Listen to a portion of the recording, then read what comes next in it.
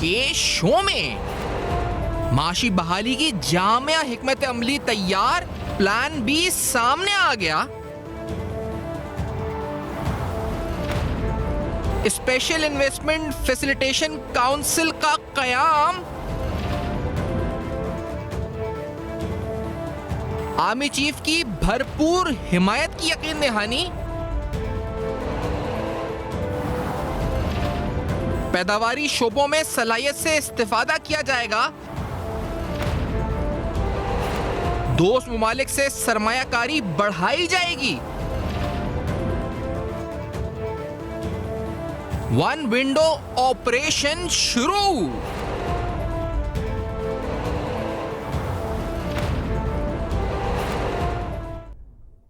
अस्सलाम वालेकुम। पस पर्दा हक़ाइक़ सनसनीखेज़ इंकशाफ़ात प्रोग्राम बेनकाब में हूँ आपके साथ सैफ़ान।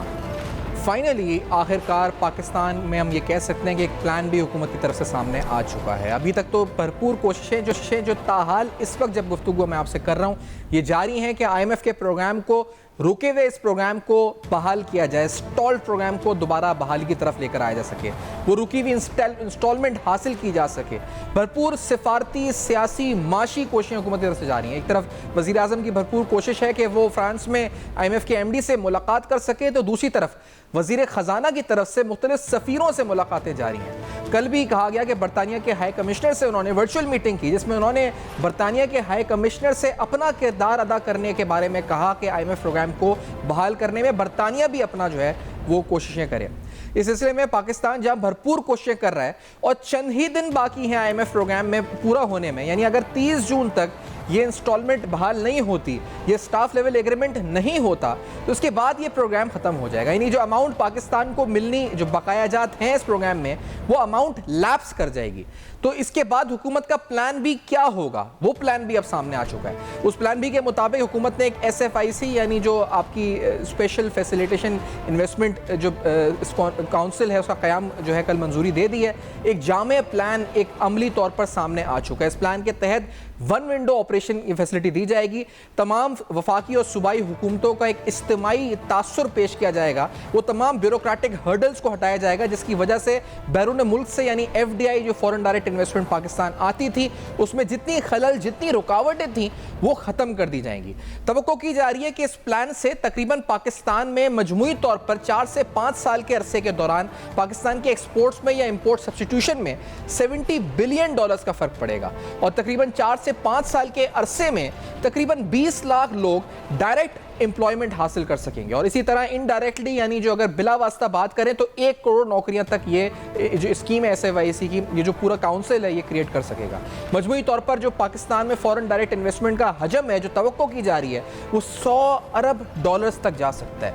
ये भी कहा जा रहा है कि साल 2035 तक अगर ये प्लान वर्क कर जाता है तो पाकिस्तान की इकोनॉमी का साइज बढ़कर $1 ट्रिलियन तक पहुंच जाएगा। ये तमाम अंदाजे, अशारिये, तखमीने लगाए जा रहे हैं इस स्पेशल फैसिलिटेशन इन्वेस्टमेंट जो काउंसिल के हवाले से कि इसके बाद ये पाकिस्तान में सरमायाकारी को फ़रोग देने में, बैनुल-अक़वामी सरमायाकारी जो FDIs आते हैं उनको फ़रोग देने में कारामद साबित होगी। इससे पहले बहुत सी पाकिस्तान को प्रोमिसेस हो चुके हैं, बहुत से MOU साइन हो चुके हैं। सऊदी अरब की तरफ से रिफाइनरी के क़याम के लिए अरबों डॉलर की इन्वेस्टमेंट की बात हो चुकी है, लेकिन हर तरफ हमने यही देखा है कि जब भी सरमायाकारी मैच्योर होने की बात आती है, वादे की तकमील की तरफ मामला जाता है तो कुछ हर्डल्स, सरकारी ब्यूरोक्रेटिक रेड टेपिज्म, इसकी वजह से मामलात रुक जाते हैं। तो तवक्को का इजहार किया जा रहा है कि इस काउंसिल के क़याम के बाद पाकिस्तान में वो तमाम ब्यूरोक्रेटिक हर्डल्स हट जाएंगे, वो रेड टेप्स हट जाएंगे और ये तमाम सरमायाकारी पाकिस्तान पहुँच सकेगी। इस अहम तरीन हवाले से ख़ास तौर पर जो अहदाफ मुकर्रर किए गए हैं, इन अहदाफ पर और जो जामे हिकमत अमली तैयार की गई है इसके ऊपर कि क्या ये हिकमत अमली कारामद साबित होगी और इसमें क्या ये वर्केबल भी होगी या नहीं होगी, और ख़ास तौर पे पाकिस्तान की मौजूदा सर्कमस्टांसेस में जिस प्लान बी की तरफ देख रहे हैं, पूरी कौम देख रही है, क्या वो प्लान बी ये SFIC काउंसिल बन सकेगा या नहीं। आफ्टर दिस ब्रेक ये सारे अहम सवाल उठाएंगे, हमारे साथ रहिए।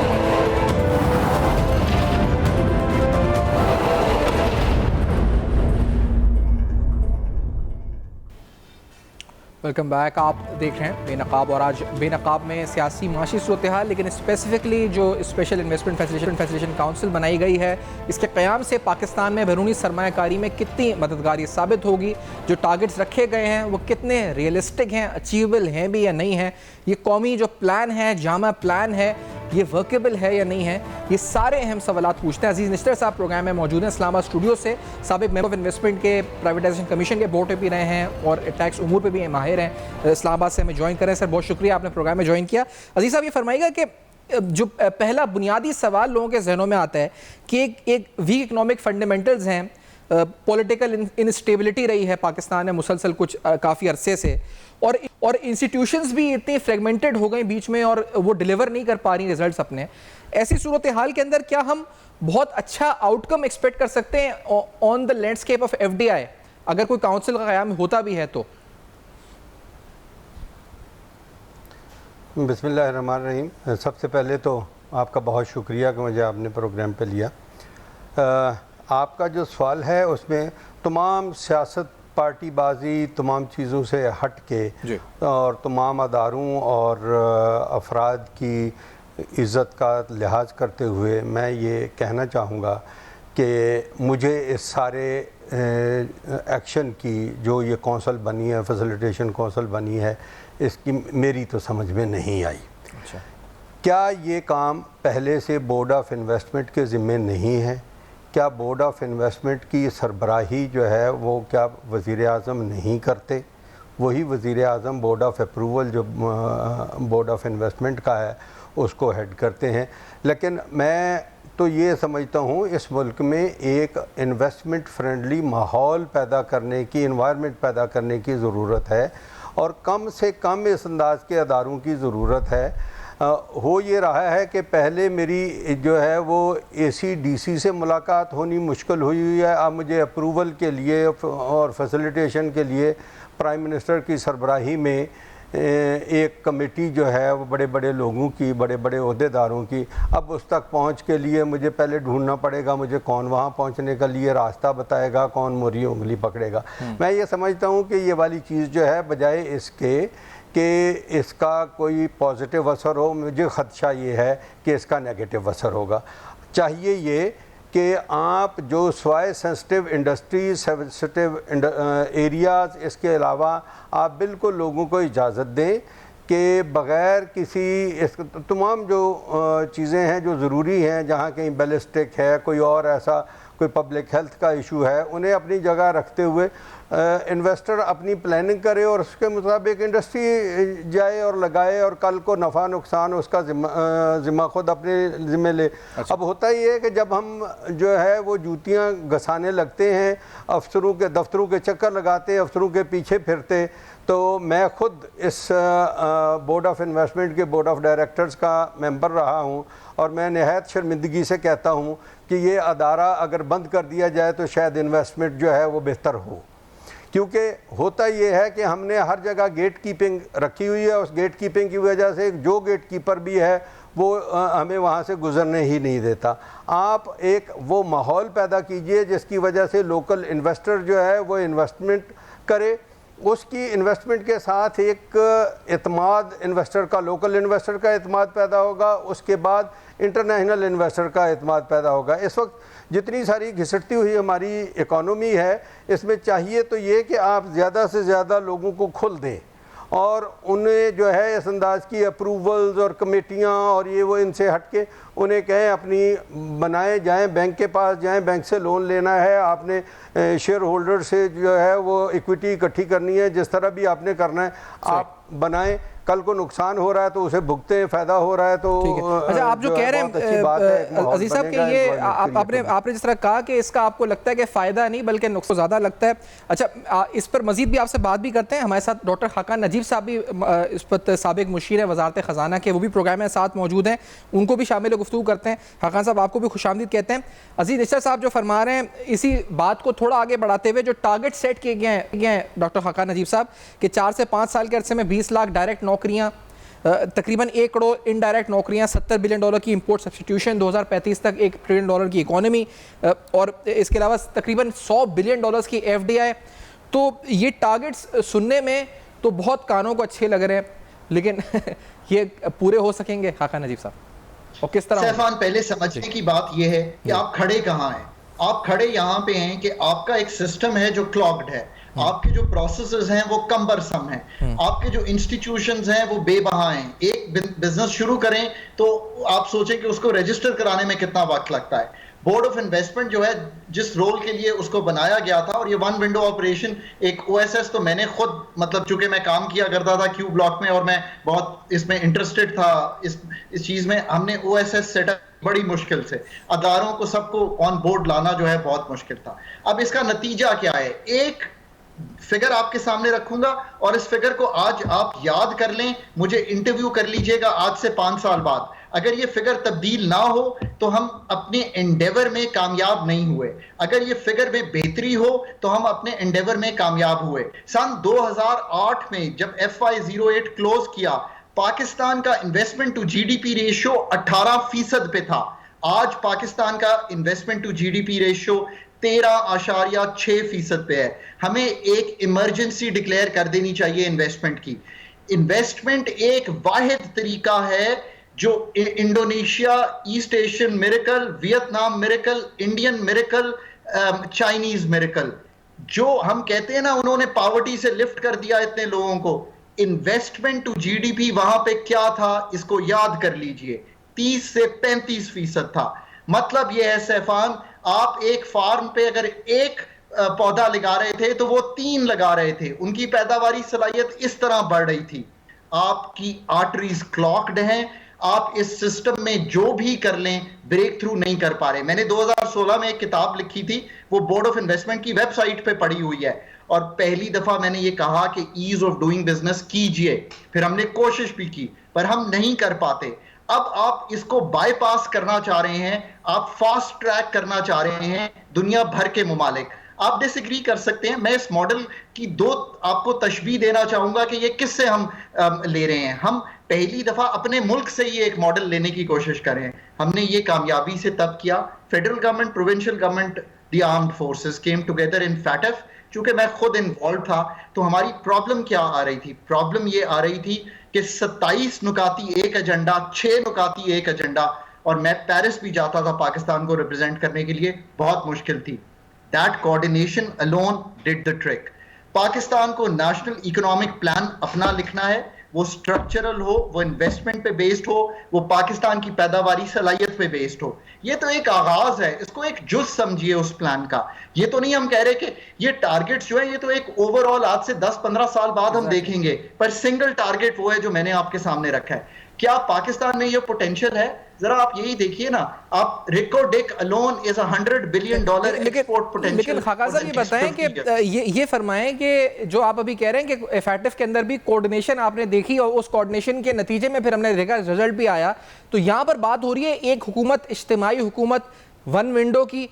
अब इसमें अगर जो अभी अजीज साहब भी बात कह रहे थे, फिर क्या बोर्ड ऑफ इन्वेस्टमेंट के प्लेटफॉर्म से ये नहीं मुमकिन था, जो हमें एक नया प्लेटफॉर्म बनाना पड़ा है ये करने के लिए कि हम वन विंडो दें इन्वेस्टर्स को फैसिलिटेट करने के लिए?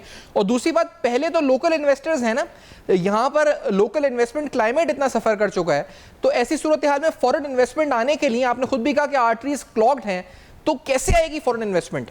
खान साहब आपने बहुत अच्छी चीज सामने रखी है। एक तो यह है कि ये बिल्कुल जो आगे चलना है तो डोमेस्टिक इन्वेस्टर को एक्साइट करेंगे, डोमेस्टिक एंटरप्रेन्योर को एक्साइट करेंगे, तो ये जो 52 लाख एसएमईज हैं पाकिस्तान में, यही कनेक्ट करेंगी दुनिया के साथ, इसमें कोई शक की गुंजाइश नहीं है। ये नहीं होना चाहिए कि हम सिर्फ टारगेट करें फॉरेन इन्वेस्टर को। पर सैफान, जो मुल्क $4 अरब पे खड़ा हो, जो मुल्क को ये दिखाई दे रहा हो कि अगले साल $23 अरब इकट्ठा करना है, उसको कुछ फौरी तौर पे इन्वेस्टमेंट, एसेट सेल्स करनी चाहिए। सही। अलोन आईएमएफ से बात बनेगी नहीं, इसको समझने की कोशिश करें। इस वक्त हम एक इमरजेंसी सिचुएशन में हैं, पाकिस्तान को इसमें से निकालने की कोशिश कर रहे हैं। उस निकालने की कोशिश में ये एक जुज है।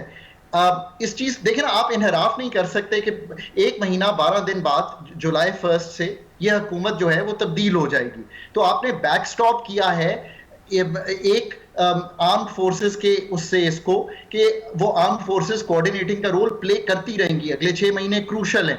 बीओआई को अपग्रेड करना तो बिल्कुल चाहिए। देखिए मैं तो इसमें लेकिन खाकान साहब चले ये ठीक है, इन्वेस्टमेंट आप कह रहे हैं कि इमरजेंसी है, लेकिन हमने तो बजट में प्राइवेटाइजेशन, अगर हम एसेट्स ही बेच रहे हैं यानी प्राइवेटाइज ही कर रहे हैं अगर नेशनल एसेट्स, तो उसका टारगेट तो 15 अरब रुपए हमने रखा है उसकी रिसीट्स का, तो हाउ कम कि हम फिर शायद 15 अरब ही रखा है ना खाकान जी साहब? दुरुस्त कह रहे हैं आप, 15 अरब रखा है, और मैंने इस पे बारहा कमेंट किया कि that is not the correct target to keep. Next financial year में privatisation should play a good role, and it can play whether it's RLNG plants, some small banks, first mover bank, तो इनको करना चाहिए। और मैं अजीज साहब आपका point of view भी इस पे जानना चाहूंगा सर, कि अगर यही है कि हम एक इमरजेंसी सिचुएशन में हैं एंड वी हैव टू कुछ एसेट्स के ऊपर we have to attract FDI, और यही एक रास्ता नजर आ रहा है, तो इस सूरत हाल में नाउ व्हाट, आप समझते हैं कि ये सही स्टेप है SIFC का क़याम? अजीज अशरफ साहब, मैं ज़ाहिर सी बात है प्राइम मिनिस्टर ने तजर्बाकार मुशीरों से मशवरा करके और इसी तरह ब्यूरोक्रेसी से मशवरा करके ये सब कुछ किया होगा, लेकिन मेरी अपनी दानिश में ये जितना सारा ये फैसिलिटेशन कौंसल वगैरह जो है ये more of I would say कि ये एक एडवर्टाइजिंग टाइप की, एक पब्लिक रिलेशन टाइप की एक एक्सरसाइज है। अदरवाइज़ ये सारा का सारा काम जो है बोर्ड ऑफ इन्वेस्टमेंट की डेस्क से हो सकता है, अगर मैं फिर कहूँगा बोर्ड ऑफ इन्वेस्टमेंट के अफसरों को जो है वो इंसान बनाया जाए। मैं वहाँ मेंबर की हैसियत से मैंने काम किया है वो अदारा, और मैं उस अदारे को इंटरनेशनल इन्वेस्टमेंट के हवाले से भी जो है वो चाइनीज़ के साथ काम करते हुए जो है मैं उस वक्त गवर्नमेंट को कहा था इस अदारे को मेहरबानी करके बंद कर दे, क्योंकि वहाँ काम फैसिलिटेशन का नहीं होता, वहाँ काम जो है वो रोड ब्लॉक का होता है। और ये हम जो कहते हैं कि one window operation, there is no one window operation nowhere. कोई अफसर किसी भी महकमे का दूसरी जगह जाके जो है वो काम करने को, इकट्ठे बैठ के भी काम करने को तैयार नहीं। मैं आपको एक छोटी सी मिसाल दूंगा। मेरा ख्याल है कि हमारे मोहतरम वज़ीर ख़जाना साहब उसको पर्सनली भी जानते हैं। हमारे यहाँ कोई एक इन्वेस्टर था, कोरियन इन्वेस्टर था, वो काम करना चाहता था, उसे खासा सारा यहाँ जलील होना पड़ा, मैं ये वर्ड यूज़ करूँगा, जलील होना पड़ा। वो उस वक्त एक बहुत जो है बड़ी सारी कंपनी है, उन्होंने पाकिस्तान को छोड़ के इंडिया में गए। इंडिया में ये किया गया कि उन्हें एक डेजिग्नेटेड कोऑर्डिनेशन ऑफिसर दे दिया गया कि आपको कभी किसी दफ्तर में नहीं आना जी। आपने जस्ट जब कोई काम होगा इस डेजिग्नेटेड ऑफिसर को आप बताएंगे और जो जो महकमा है वो सारा आपके पास आएगा। और वो वाला बिज़नेस वहाँ काम कर रहा है। उन्होंने एक बहुत बड़ी सारी तकरीबन $3 बिलियन की इन्वेस्टमेंट इंडिया में की है। अगर इजाज़त दें तो इसको मज़ीद जो अच्छी मिसाल एलैबोरेट सर मैं अगर आप इजाज़त दें तो इसको करते हैं। बहुत अच्छी मिसाल आप दे रहे हैं, एक ब्रेक ले लेते हैं, इसके बाद इस जो आप मिसाल को इसको एलैबोरेट करते हैं, दीगर मॉडल्स की बात भी करते हैं आपसे और खाकान नजीब साहब से। आफ्टर दिस ब्रेक नाज़रीन हमारे साथ रहिए।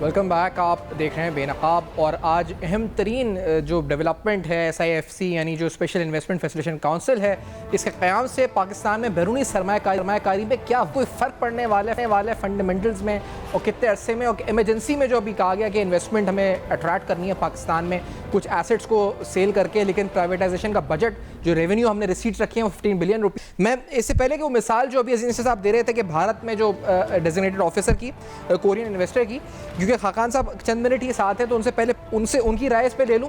खाकान साहब, जिस तरह ये बतौर मेंबर सरमायाकारी बोर्ड साबिक बता रहे हैं कि भारत में या दीगर ममालिक में वहाँ क्या होता है सर, आपके एक्सपीरियंस में खाकान नजीब साहब, इन्वेस्टमेंट किस तरह अट्रैक्ट की जाती है? खाकान नजीब साहब बड़ा क्लियर रहे कि इसमें तो कोई दो आरा नहीं है कि आपको बोर्ड ऑफ इन्वेस्टमेंट आपको प्राइवेटाइजेशन कमीशन, ये दो अदारे जो हैं ये तो प्योरली रन होने चाहिए बाय प्रोफेशनल्स। बिल्कुल ठीक फरमा रहे हैं अजीज भाई, इसमें तो कोई शक नहीं है, आपको अपग्रेड करना है।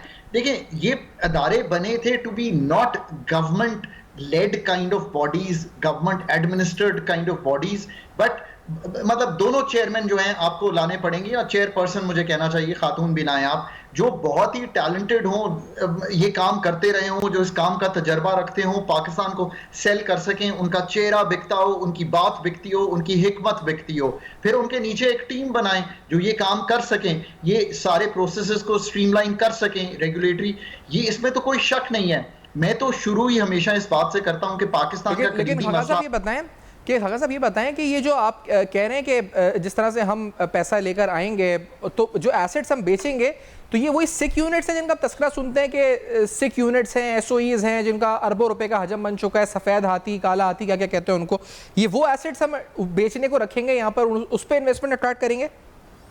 देखिए दो तीन तरह की इन्वेस्टमेंट है। एक तो मसलन 19 अरब 2019 में, चलें आप 19 अरब ही कह लें, मतलब 15-20 अरब डॉलर की बात हुई थी एक रिफाइनरी की। आज 23 में आपसे बात कर रहा हूं, वहीं पे खड़े हैं। सो एक तो यह है कि न्यू इन्वेस्टमेंट, एक ब्राउन फील्ड प्रोजेक्ट कहलाते हैं, वो ये है कि प्रोजेक्ट लगा हुआ है, RLNG के प्लांट्स हैं, आप किसी को कहेंगे भाई ये टेक ओवर कर लो। इसी तरह आपके पास डिस्कोज हैं, इसी तरह कुछ डिस्कोज में इस्लामाबाद बहुत अच्छा ऑपरेट कर रहा है, मुनाफे में है, लाहौर अच्छा ऑपरेट कर रहा है, हैदराबाद वीकर है, पेशावर वीकर है। तो ये तो एक मिक्स बनाना पड़ेगा। देखिए this is the real hard work.